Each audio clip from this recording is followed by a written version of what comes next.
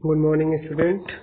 आज के लेक्चर में हम लोग कंटिन्यू करते हैं आगे। पहले हम आपको कल थोड़ा रिवीजन, कल के लेक्चर में क्या क्या हुआ था, तो कौन कौन से टॉपिक अपन ने कवर किए थे, उसका एक बार सिंपल गो थ्रू होते हैं।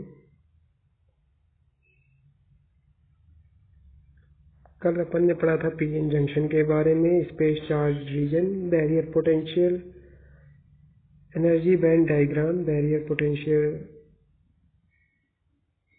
और biasing of diode. Energy band diagram के थ्रू अपन ने बताया था जंक्शन में एनर्जी बैंड डायग्राम के डिफरेंस के कारण बैरियर पोटेंशियल कैसे जनरेट हो जाता है। आज के लेक्चर में अपन बात करेंगे आगे वीआई कैरेक्टरिस्टिक पर। अपन ने कल का लेक्चर खत्म किया था, स्टॉप किया था, तो आज से वहीं से कंटिन्यू करेंगे। पर कैरेक्टरिस्टिक एक्सप्लेन करने के बाद अपन अब चलते हैं स्टैटिक और डायनेमिक रेजिस्टेंस के बारे में। What is the resistance of diode? Static resistance किसे कहते हैं, डायनेमिक रेजिस्टेंस किसे कहते हैं। उसके बाद अपन आगे ट्रांजिशन और डिफ्यूजन कैपेसिटेंस के बारे में पढ़ेंगे। जीनर और एवलांच ब्रेकडाउन पढ़ेंगे। ब्रेकडाउन रीजन में अपन ने नी पॉइंट देखा था, उस नी पॉइंट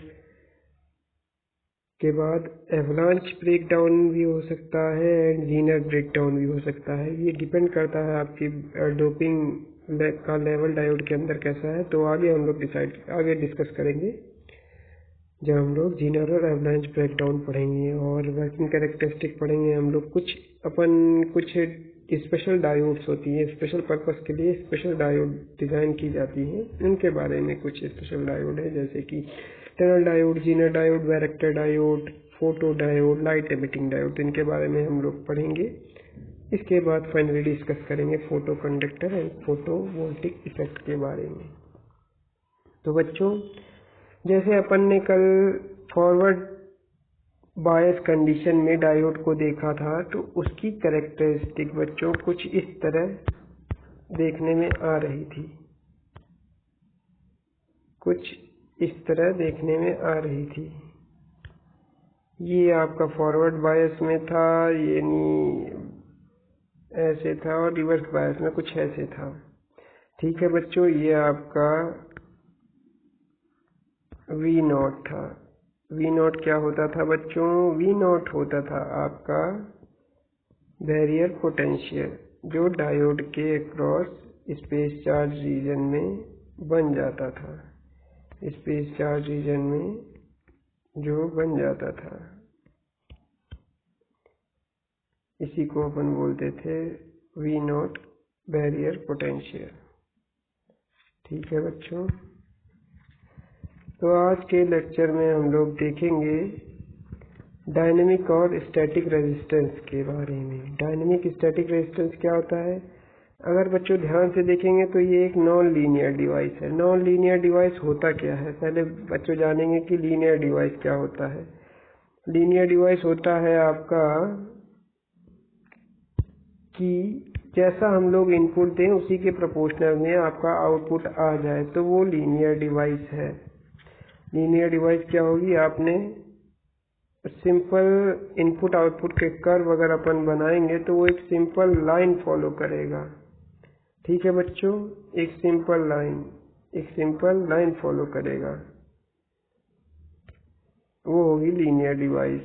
ये जैसे कि सिंपल लाइन, आपने इतनी करंट दी, आपको इतना वोल्टेज मिल गया, इतनी करंट मिल गया, आपने इतना वोल्टेज दिया, आपको इतनी करंट मिल गई, फिर आपने इतना वोल्टेज दिया, आपको इतनी करंट मिल गई, फिर आपने इतना वोल्टेज दिया, इतनी करंट मिल गई। प्रोपोर्शनल में आपकी करंट आती जा रही है, तो वो लीनियर डिवाइस हुई। अगर डिवाइस लीनियर है तो रेजिस्टेंस भी एक कांस्टेंट होगा, आर रेजिस्टेंस होगा। आर रेजिस्टेंस कैसे होगा? रेजिस्टेंस को क्या बोलते हैं? अगर आप करंट और वोल्टेज के बीच में आपने जैसे ये प्लॉट बना रखा है, तो ये वोल्टेज डिवाइड बाय करंट, वो आपका resistance V is equal to I R, V by R equal to I. तो बच्चों, इसका जो रेशियो है, इन दोनों का रेशियो है, इन दोनों का रेशियो है इसका और इसका, वो आपका रेजिस्टेंस हो जाएगा और उसका इन्वर्स हो जाएगा कंडक्टेंस। ठीक है, रेजिस्टेंस मतलब प्रतिरोध बच्चों, हिंदी में प्रतिरोध बोलेंगे उसको। ठीक है, तो चूंकि ये डायोड लीनियर डिवाइस नहीं है, क्योंकि ये इनपुट आउटपुट का कर्व देखिए कर्व है, एक लीनियर डिवाइस नहीं है, तो यहाँ पे एक डायनामिक रेजिस्टेंस या AC resistance, AC forward resistance and एक डीसी फॉरवर्ड रेजिस्टेंस आ जाएगा। ये है आपका एसी फॉरवर्ड को बोलेंगे डायनामिक रेजिस्टेंस, डायनामिक रेजिस्टेंस, और ये है स्टैटिक रेजिस्टेंस, स्टैटिक रेजिस्टेंस। ठीक है बच्चों, resistance, DC resistance, AC resistance. अब देखिए बच्चों होता क्या है, डीसी रेजिस्टेंस निकालने के लिए अपन क्या करेंगे, किसी भी पॉइंट पे हम लोग उसका स्टैटिक रेजिस्टेंस मेजर कर लेंगे। मतलब अगर उसी पॉइंट पे डिवाइस ऑपरेट हो रही है, इसी पॉइंट पे अपन वोल्टेज घटा बढ़ा नहीं रहे हैं, इस पॉइंट पे, एक पॉइंट पे डिवाइस को ऑपरेट कर रहे हैं, तो बच्चों इस पॉइंट पे उसका रेजिस्टेंस क्या होगा, voltage, applied voltage divide by current. तो R हो जाएगा बच्चों OP divided by OB, OA divide by OB, OA divide by OB। ठीक है बच्चों, ये रेजिस्टेंस हो जाएगा। ये है आपका स्टैटिक रेजिस्टेंस। पर बच्चों अक्सर जो हम लोग अपन डायोड सर्किट इस्तेमाल करते हैं, उसमें अपन क्या करते हैं, वो मेनली रेक्टिफायर, क्लिपर क्लैम्पर, वो सर्किट इस्तेमाल यूज करने में हम लोग डायोड का इस्तेमाल करते हैं। वो सर्किट जब डेवलप करते हैं, वो बनाते हैं, उस टाइप के सर्किट डिजाइन करते हैं, तब हम लोग डायोड का इस्तेमाल करते हैं। तो उन सर्किट्स में होता क्या है बच्चों, इनपुट क्या रहता है, एसी वोल्टेज रहता है। एसी वोल्टेज आपको पता होगा बच्चों, एसी वोल्टेज साइन वेव के पैटर्न को फॉलो करता है, वो ग्रेजुअली इंक्रीज होता है, जैसे साइन का ग्राफ होता है ग्रेजुअली डिक्रीज होता है।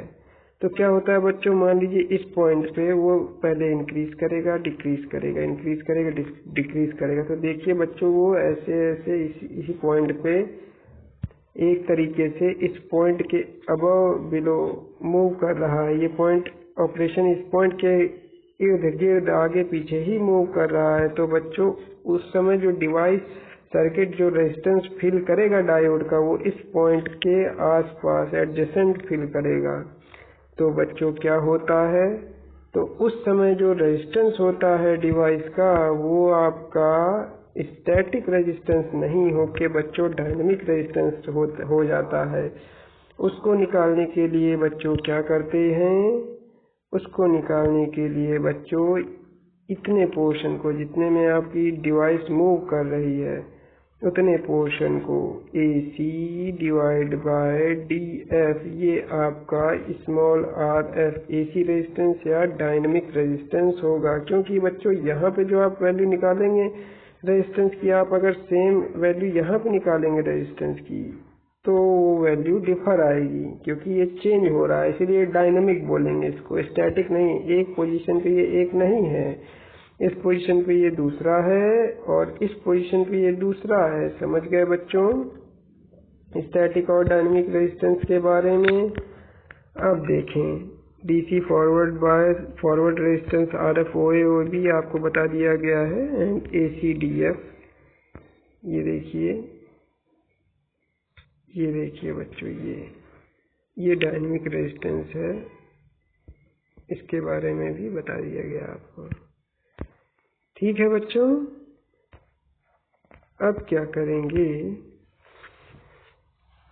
अब आगे बढ़ते हैं बच्चों। ये आपका स्टैटिक और डायनामिक रेजिस्टेंस हो गया। अब अपन बात करेंगे ट्रांजिशन और डिफ्यूजन कैपेसिटेंस। बच्चों देखो होता क्या है, होता ये है कि जो आपका जब भी डायोड फॉरवर्ड बायस या रिवर्स बायस होती है,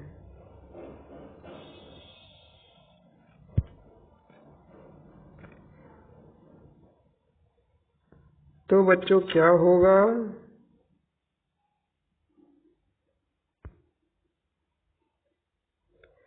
जब भी फॉरवर्ड या रिवर्स बायस होती है तो चार्जेस एक्यूमुलेट हो जाते हैं बच्चों, चार्जेस एक्यूमुलेट हो जाते हैं डिवाइस के अक्रॉस। डिवाइस के अक्रॉस चार्जेस एक्यूमुलेट होते हैं तो क्या होता है, डिवाइस का पी जंक्शन एक पी प्लेट की तरह काम करने लगता है, एन जंक्शन एन प्लेट की तरह काम करने लगता है। ठीक है बच्चों, तो क्या होता है, अब दो प्लेट के बीच में अगर चार्ज होगा तो बच्चों वहां पे हो जाएगा, आप जो जंक्शन होगा वो एक प्लेट की तरह काम करने लगेगा। देखिए बच्चों, जैसे ये है, ये पी एन जंक्शन है। अगर अपन इधर पे पी टाइप में इधर होल्स, इधर पी टाइप में होल्स हैं, इनको मान लेते हैं होल्स, एन टाइप में मान लेते हैं इलेक्ट्रॉन्स। अब जब आप इसमें रिवर्स बायस, मान लीजिए रिवर्स बायस अप्लाई करते हैं, P side positive negative apply कर दिया, एन साइड पॉजिटिव, तब क्या होता है बच्चों, सारे इलेक्ट्रॉन आपके, सारे पी टाइप में जितने भी होल्स होंगे वो सब इस प्लेट की ओर आ जाएंगे और बीच में बन जाएगा एक स्पेस चार्ज रीजन। इसकी विड्थ आपकी हो जाएगी, स्पेस चार्ज रीजन की विड्थ बढ़ जाएगी बच्चों, और इधर पे आपके पॉजिटिव टर्मिनल, पॉजिटिव चार्ज इकट्ठा हो जाएगा, होल्स इकट्ठा हो जाएंगे, इधर पे आपके ढेर सारे इलेक्ट्रॉन इकट्ठा हो जाएंगे, और बीच में आपका बच्चों क्या हो जाएगा, इधर आपके पी साइड में आपकी एक्सेप्टर आयंस आ जाएंगे, एक्सेप्टर आयंस, और एन साइड में आपके डोनर आयंस आ जाएंगे। तो बच्चों हुआ क्या, ये जैसे कि आपने बीच में चार्ज आ गया, ये काम करेगा इलेक्ट्रोलाइट की तरह है, और ये आपका, ये वाला आपका नेगेटिव प्लेट की तरह काम करेगा, और ये प्लेट आपकी बच्चों पॉजिटिव प्लेट की तरह काम करेगी। इस समय जो कैपेसिटेंस होगा वो क्या हो जाएगा, epsilon naught A by D. A जहाँ पे इस प्लेट का एरिया है बच्चों, और डी क्या है, डी बीच की दूरी है, इस प्लेट के जंक्शन की बीच की दूरी डी है, और सी क्या है, सी टी को बोलेंगे ट्रांजिशन कैपेसिटेंस। ठीक है बच्चों, रिवर्स बायस कंडीशन पे जो होता है वो ही आपका ट्रांजिशन कैपेसिटेंस होता है बच्चों। रिवर्स बायस कंडीशन में ट्रांजिशन कैपेसिटेंस होता है सी टी। अब बच्चों बात करेंगे अपन डिफ्यूजन कैपेसिटेंस की। अब अगर हम लोग सेम चीज, सेम डायोड को जब फॉरवर्ड बायस कर देंगे, प्लस माइनस कर देंगे, तो करंट का फ्लो स्टार्ट हो जाएगा, कंडक्शन स्टार्ट हो जाएगा, barrier bandwidth space charge region खत्म हो जाएगा, ये बिल्कुल नील हो जाएगा, ये नील हो जाएगा या बहुत ही कम रह जाएगा। उस समय क्या होगा बच्चों, इधर पे आपके इस आपकी जो पॉजिटिव प्लेट होगी वहां पे आपके इलेक्ट्रॉन्स इकट्ठा हो जाएंगे, जो कि इस प्लेट में जो माइनॉरिटी चार्ज होगा, माइनॉरिटी चार्ज पी साइड क्या होगा बच्चों, इलेक्ट्रॉन्स, और N side minority charge carrier क्या होंगे, होल्स इकट्ठा हो जाएंगे इस प्लेट की ओर। अब बच्चों देखिए, ये दो प्लेटें हो गई। अब क्या हुआ, बीच में विड्थ बहुत कम हो जाती है, स्पेस चार्ज रीजन बहुत कम हो जाता है, तो उस समय आपका डिफ्यूजन चार्ज के कारण जो कैपेसिटेंस जनरेट होता है वो डिफ्यूजन कैपेसिटेंस होता है। डिफ्यूजन कैपेसिटेंस का epsilon A by D, epsilon naught नहीं होगा, नॉट एप्सिलॉन होगा, ए बाय डी। ए हो गया आपका एरिया, डी आपका चूंकि बहुत कम हो गया है, स्पेस चार्ज रीजन एकदम निगलेक्ट हो गया है, तो बच्चों ये जो आपका डिफ्यूजन कैपेसिटेंस होता है इसकी वैल्यू हमेशा ट्रांजिशन कैपेसिटेंस से ज़्यादा होती है। ठीक है बच्चों, आपने पढ़ लिया ट्रांजिशन एंड डिफ्यूजन कैपेसिटेंस, ये नोटेशन है आपके ट्रांजिशन और डिफ्यूजन कैपेसिटेंस के वैल्यूज हैं ये, और ये सी टी और सी डी है, ये आपको मेनली इसलिए पढ़ाए जाते हैं ताकि बच्चों जब हम आगे स्मॉल सिग्नल में डायोड को ऐसे किसी सर्किट में कनेक्ट कर देते हैं, मान लीजिए कोई सर्किट है, रेजिस्टेंस लगे हैं, आगे कैपेसिटेंस लगे हैं, तो उस समय अगर इस डायोड का कैपेसिटेंस इस पूरे सर्किट को इफेक्ट करे ना करे, उसके लिए इसमें पैरेलल में हम लोग एक कैपेसिटेंस दिखाते हैं जो कि इस डायोड का कैपेसिटेंस CD मान लेते हैं, डिफ्यूजन कैपेसिटेंस।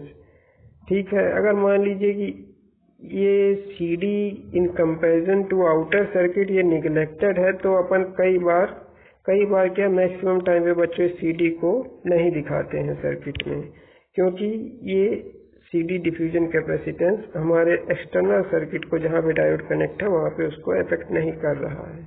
ठीक है, सिग्निफिकेंस आपको अच्छे से पता होना चाहिए ट्रांजिशन और डिफ्यूजन कैपेसिटेंस का क्या होता है, कैसे निकालते हैं, एटलीस्ट आपको CD CT की इतना कंसेप्ट क्लियर होना चाहिए। ठीक है बच्चों, आगे बढ़ते हैं।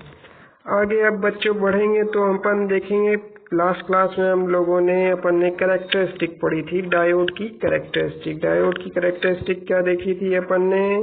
VI कैरेक्टरिस्टिक देखी थी, जिसमें diode forward voltage forward bias रहती है, फॉरवर्ड कंडीशन में, रिवर्स में ब्रेक डाउन वोल्टेज होता है। यहाँ अपन ने नी पॉइंट पढ़ी थी। नी पॉइंट बोलते हैं, नी पॉइंट के आगे ब्रेक डाउन हो जाता है, ये ब्रेक डाउन रीजन है, ये ब्रेक डाउन नोड, ये VBR ब्रेक डाउन है, ये ब्रेक डाउन करंट इनफाइनाइट की ओर जा रही है। आज बच्चों हम पढ़ेंगे ये जो ब्रेक डाउन फिनोमिना है ये कितने टाइप का होता है मेनली। तो बच्चों आप ये जो ब्रेक डाउन फिनोमिना है ये भी दो टाइप का होता है। आपका एक होता है एवलांच ब्रेक डाउन, एवलांच,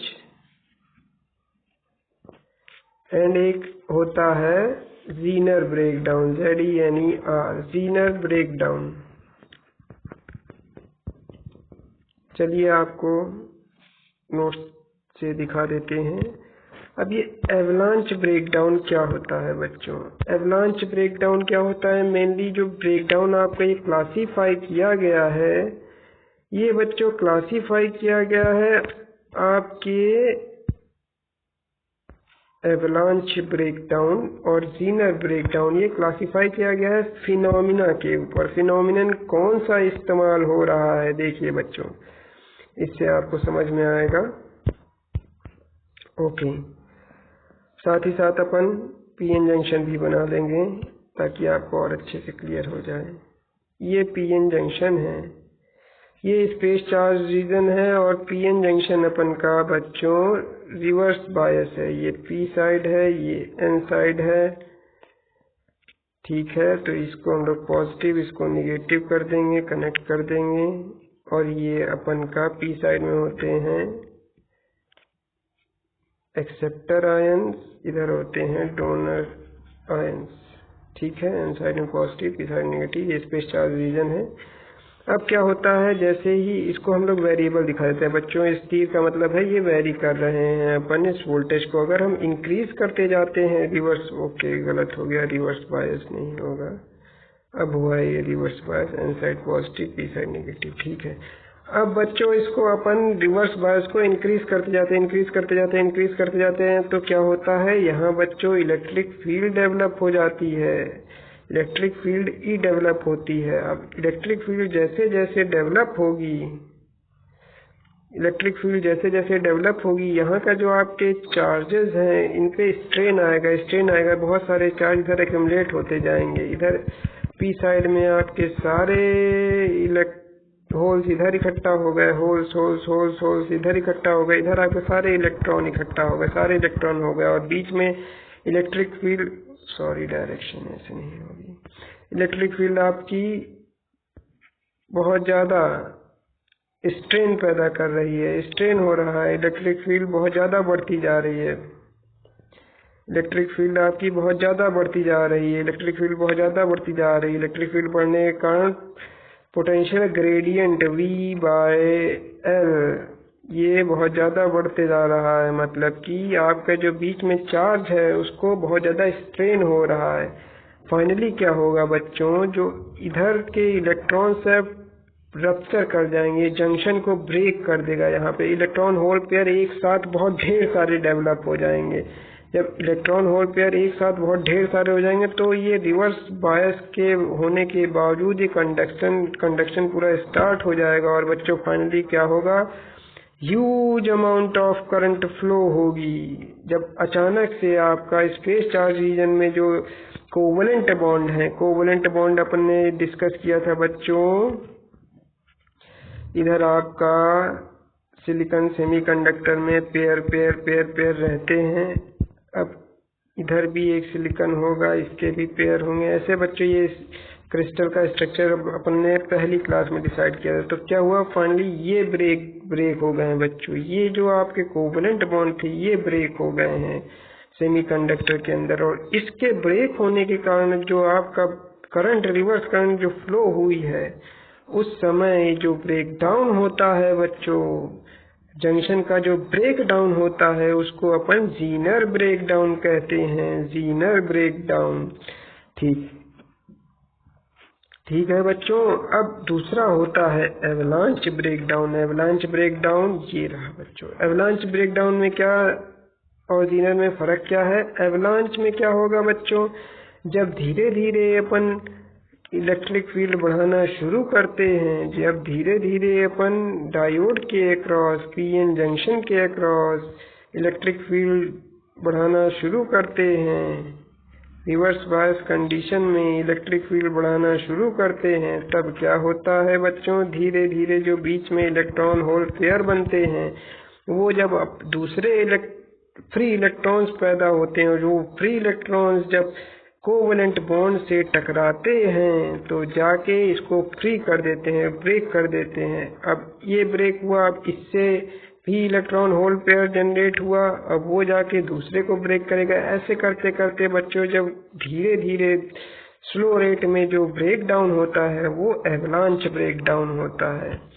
ये रहा बच्चों जीनर ब्रेक डाउन, और वो ये रहा एवलांच ब्रेक डाउन। देख सकते हैं आप एवलांच में समय लग रहा है क्योंकि ये प्रोसेस थोड़ा स्लो है। इस जीनर ब्रेक डाउन के समय जो डायोड रहेगी उसकी डोपिंग अब बहुत ज़्यादा रहेगी, electron hole pair free electron ज़्यादा रहेंगे, तो वो क्या रहेगा, वो आपको स्ट्रेस बढ़ते ही वो जल्दी से ब्रेक करने की कोशिश करेगा, क्योंकि वहाँ इलेक्ट्रॉन होल पेयर ज़्यादा है, वो इलेक्ट्रिक फील्ड को और ज़्यादा बढ़ा रहे हैं। उसके अंदर जो इलेक्ट्रिक फील्ड, इधर होल और इलेक्ट्रॉन के कारण जो इलेक्ट्रिक फील्ड जनरेट हुई है वो भी बढ़ रही है साथ ही साथ, और एक्सटर्नल फील्ड भी आपकी बढ़ा रहे हैं।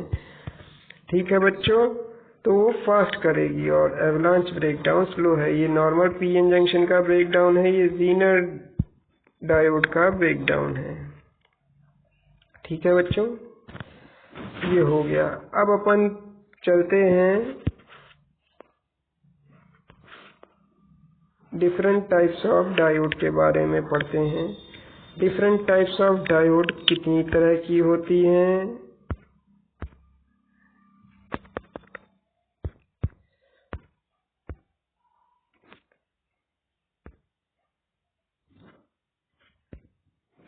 जैसे कि कुछ स्पेशल पर्पस डायोड होती हैं बच्चों, जीनर डायोड हो गया,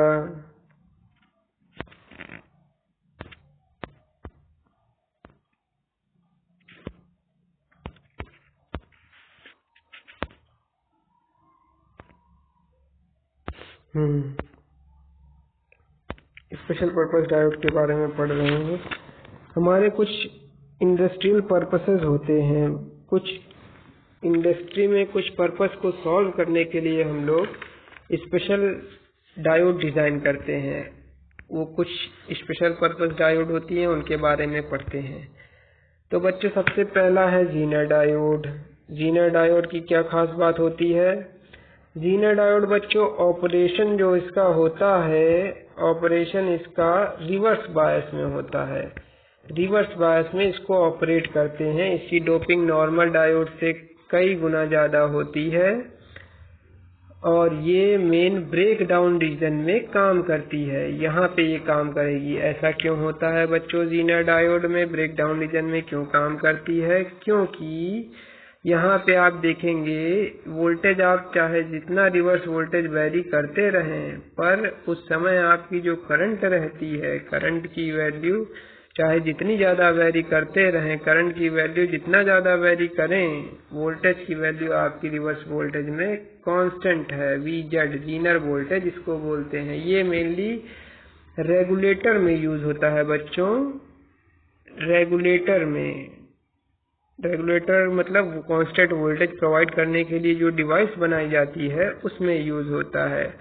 the Zener diode operated in this region will have relevantly constant voltage across it regardless of the value of current through the device. ठीक है बच्चों, ये आपकी जीनर डायोड हो गई। इसके बाद बात करेंगे लाइट एमिटिंग डायोड की। लाइट एमिटिंग डायोड क्या होती है बच्चों? आपको मैंने बताया था कि जब भी डायोड को फॉरवर्ड बायस करते हैं तो इलेक्ट्रॉन होल पेयर का रिकम्बिनेशन होता है, रिकम्बाइन करते हैं जंक्शन स्पेस चार्ज रीजन में। जब करंट फ्लो होती है तो जंक्शन में P और N रिकम्बाइन होते हैं। तो उस समय वो जो इलेक्ट्रॉन आपको बताया गया था कि जब हायर स्टेट से लोअर स्टेट में आता है तो वो जो एनर्जी रिलीज करता है तो वो आपकी लाइट एनर्जी हो सकती है, वो आपकी हीट एनर्जी हो सकती है। तो बच्चों LED के केस में ये लाइट एनर्जी के रूप में एनर्जी को डिसिपेट करता है। तो अपन वो LED की तरह वो ग्लो करती है, वो विजुअल रेंज में होती है। जो फोटॉन्स वो रिलीज करता है during transition from higher orbit to lower orbit, तो उस समय ये लाइट एमिट करता है, इसीलिए इसका नाम लाइट एमिटिंग डायोड बोलते हैं। Light emitting diode is a diode that gives off visual light when forward bias. Light emitting diode are not made from silicon and germanium but are made using elements like gallium, phosphorus and arsenic. By varying the luminous by varying the quantities of these elements, it is possible to produce light of different wavelength. ठीक है बच्चों, phenomena आपको बता दिया गया है।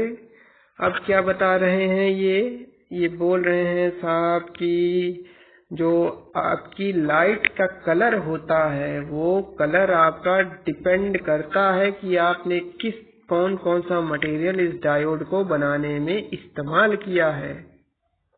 ठीक है बच्चों, ये हो गई आपकी Zener diode, light emitting diode. देख सकते हैं आपको जैसा बताया गया है लाइट एमिटिंग डायोड में। ठीक है बच्चों, अब आपका हो गया लाइट एमिटिंग डायोड के बाद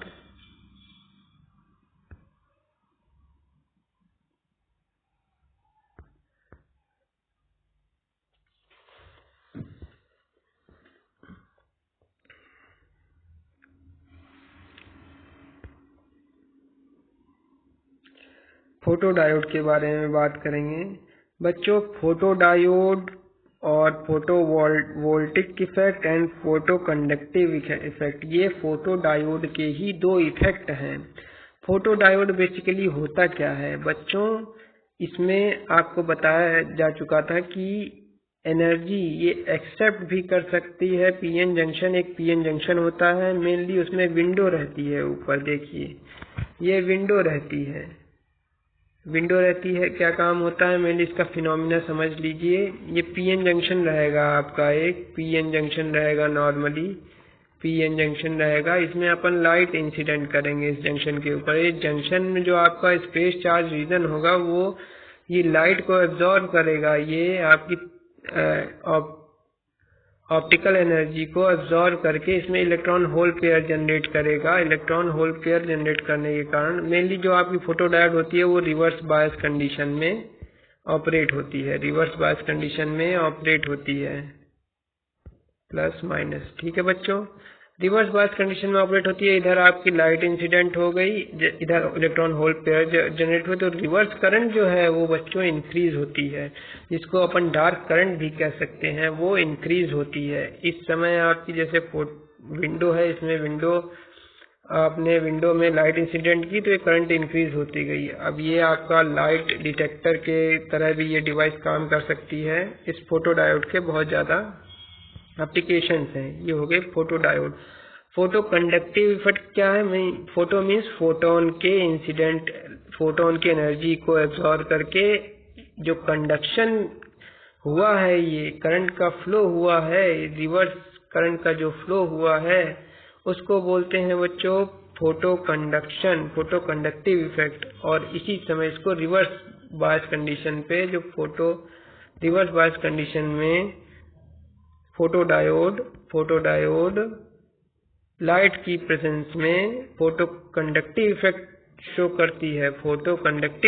करती है। और फॉरवर्ड और जीरो बायस कंडीशन में बच्चों, जीरो बायस कंडीशन में अगर आपको सन के नीचे रख देंगे फोटो डायोड को, विंडो जैसे ये विंडो है, तो उस समय क्या होता है, ये आपकी फोटो डायोड है। अब इसमें नीचे सेमीकंडक्टर मटेरियल है, ऊपर ऑक्साइड, जिंक ऑक्साइड या मेटल ऑक्साइड की परत बच्चों डाल देते हैं, तो लाइट इंसिडेंट होती है।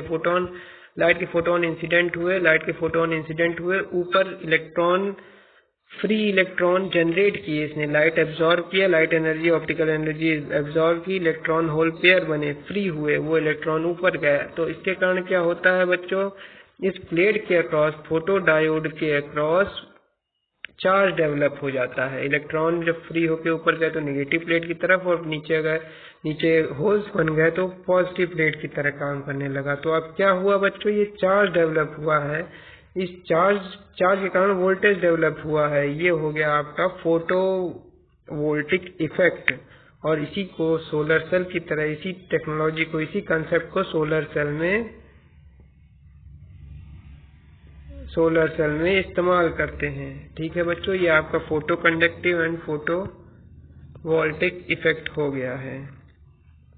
ठीक है बच्चों, अब बची है अपनी फोटो डायोड हो गया, लाइट एमिटिंग डायोड हो गया, जीनर डायोड हो गया। अब टनल डायोड के बारे में बात करते हैं बच्चों। टनल डायोड मेनली यूज होती है अपन का आइसोलेटर डिजाइन करने में और ऑसिलेटर डिजाइन करने में। ऑसिलेटर कैसे सर्किट होते हैं बच्चों?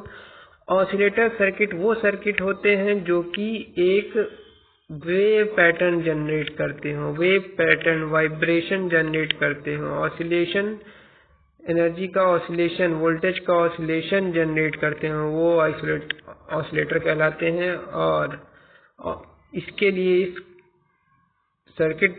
इस टाइप के सर्किट बनाने के लिए अपन को एक निगेटिव रेजिस्टेंस, जिस डिवाइस के पास निगेटिव रेजिस्टेंस की कैरेक्टरिस्टिक होती है, उस डिवाइस को यूज करते हैं। तो जो ये टनल डायोड होती है बच्चों, इसमें निगेटिव रेजिस्टेंस कैरेक्टरिस्टिक होती है। देखिए इसका आपको टनल डायोड आपके सिंबल ये रहेगा और इसकी VI कैरेक्टरिस्टिक ये रहेगी, ये रहेगी। होता क्या है बच्चों, टनल डायोड आपकी बहुत ज्यादा हाईली डोप्ड होती है। देखिए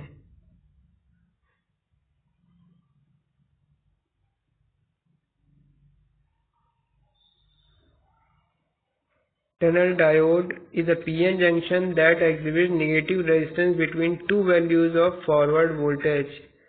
The conventional diode exhibits positive resistance when it is forward biased or reverse biased. However, if semiconductor junction diode is heavily doped with impurities, it exhibits negative resistance, that is, current decreases as the voltage is increased in certain regions in the forward direction. Such a diode is called tunnel diode.